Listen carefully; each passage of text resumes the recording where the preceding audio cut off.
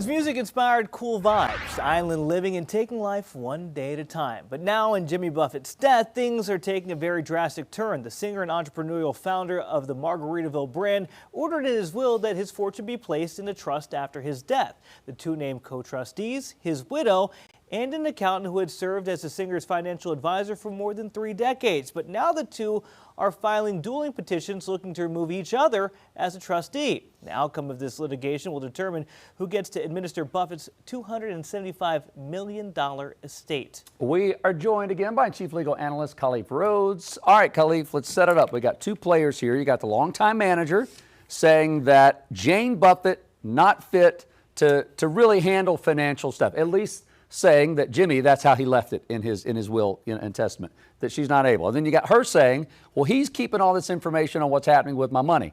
How does the court decide who stays and who goes? They're both co-trustees. There's absolutely no way that she can get him to be removed. You got to look at the plain language of the will, and it says clearly that the trust needs to be set up, and the trust requires an independent trustee at all times, limiting Jane's sole control. The court will look at what the document says, so neither side will win. Both sides will waste a lot of time, energy, effort, and money. So you'll have Jane that will still remain. You'll have this independent person that will still remain, or it will be some other independent. The court will probably force them to ensure that they give a true, accurate accounting of the records that come in. And you have to think about it. The way this trust was set up, and you set this up for, Buffett set this up not just for his widow, but for the children. So I want to ensure that my children get access to my funds after my spouse dies. I know that I'm already going to pass before my spouse. I'll set this up so that she can financially be taken care of, but I don't want, if she marries, for all of my wealth to disappear. So now I set it up in this way that,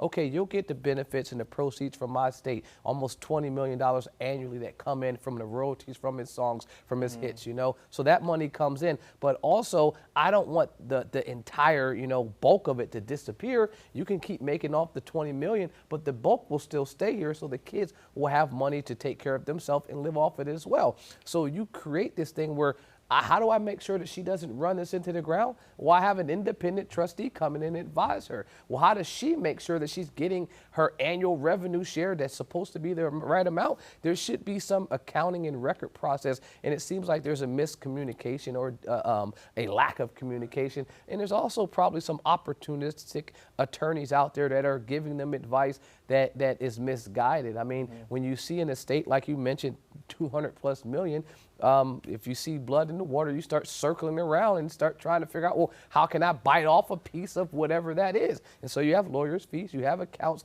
that will need to be paid for a lawsuit that I think is dead on arrival. Yeah, you would hope that your co-trustees could work together, but it seems almost like this is the exact point why they were appointed co-trustees, because you don't want your widow running away with your fortune, at the same time checking with your financial advisor saying, hey, can I have this money? Am I making smart purchases?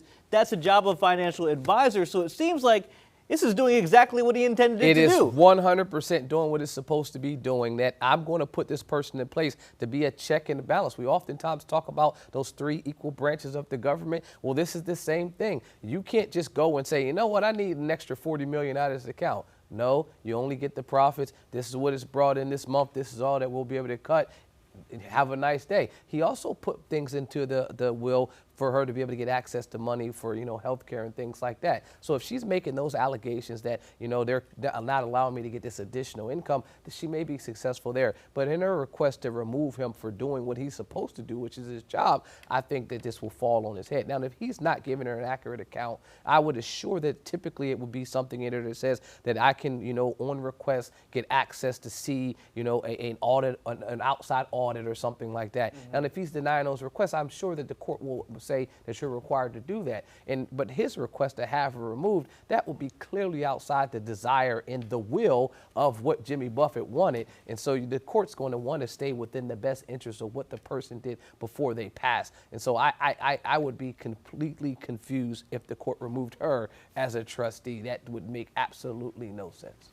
Not everyone's got 200+ million leaving behind that families fight over, but families can fight over anything, right? Doesn't have to take a lot. Just talking with a friend this weekend whose brothers are kind of squabbling over what parents did or didn't leave. How important is the message to all of us right now that before a family member passes away, clear communication, fee structures, who's the trustee, where's it going to go, so that you don't have family members fighting over stuff like this. If you have, $100 million worth of assets or you have no assets, right, it's still important that you list directions on what you want to have happen with, your life or, your remains when it's gone, and when your life ends. And so it's extremely important. And even under the best circumstances where you've had folks sit down and draft it out and line out, like in this situation, it gives clear detail. When people die, when money is involved, the clearest of water becomes extremely muddy. Even when it's like, the best bottle of that water that you can buy, it starts to look like the muddiest water that you've ever stepped into in the river. It's because people can start to try to view it from their own perspective and their own angles. But if you've done the work in the front portion, and you haven't done something last minute where, you're starting to doubt their capacity, but it was done well in advance, this is a situation where I think this is probably what he wanted to avoid. You wasting resources, because now how are you paying for these legal services? Yeah. Well, with this money that you're getting out of my account. So I just think that this is such a misstep, and I hate that this had to go this route. But ultimately, attorneys will win, and it's 5 o'clock somewhere for one of those attorneys. I can tell you that much. Gosh. There you go. Even the clearest of water can begin to look muddy. Khalif, thank you. Queen City News Plus. Just search Queen City News on your smart TV's app store.